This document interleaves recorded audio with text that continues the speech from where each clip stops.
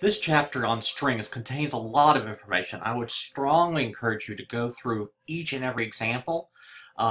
Try the little demos, change them around, because there's a lot of functions that are in the Python language that deal with string manipulation.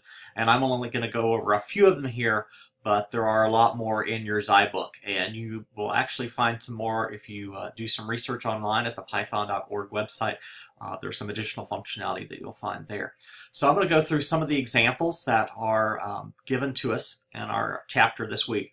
The first one is we are going to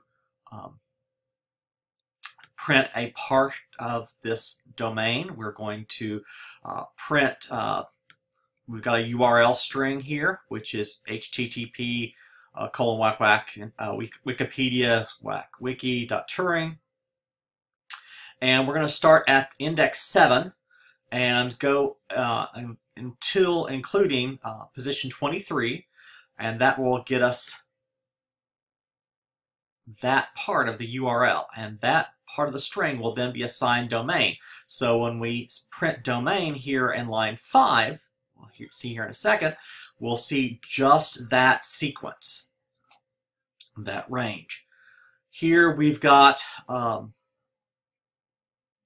a number 0 through 9, and this range says we're going to print everything, and the second colon means we can be used as an offset, like every other one or every third one, but since it's blank, it's going to print every single number in the value here.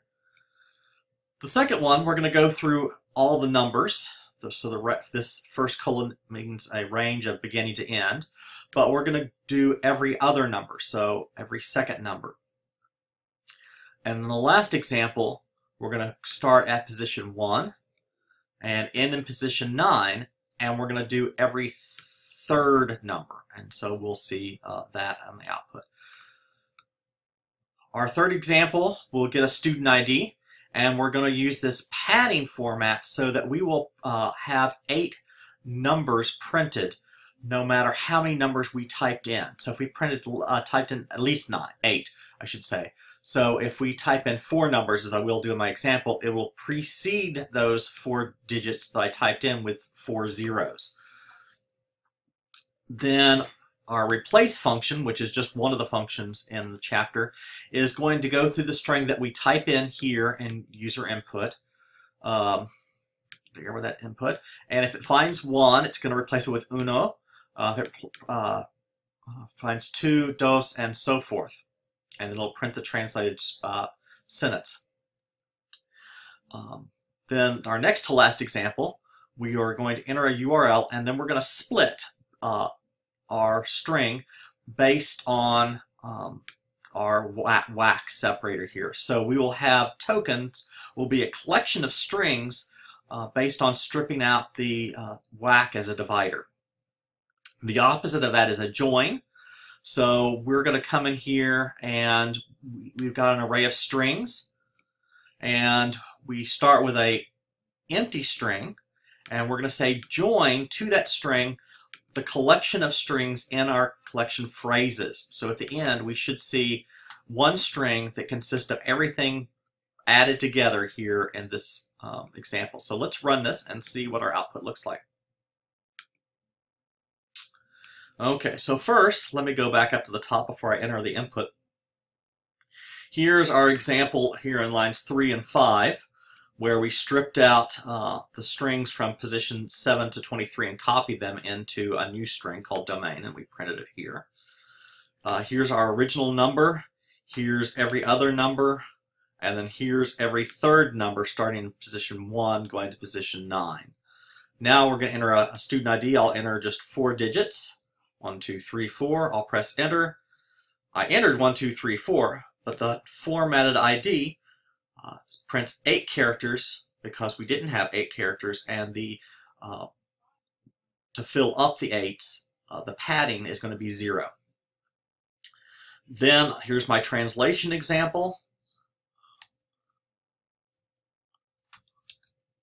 I'll say 1 is 2 less than 3. And my translation is 1. Now, it didn't do an exact translation because on my translation, it looked for 1 with a lowercase o. So if I wanted to catch both upper and lowercase, I'd have to have another replace here. So 1 is dos less than tres. So excuse my pronunciation, but that's the replacement there. Now we've got the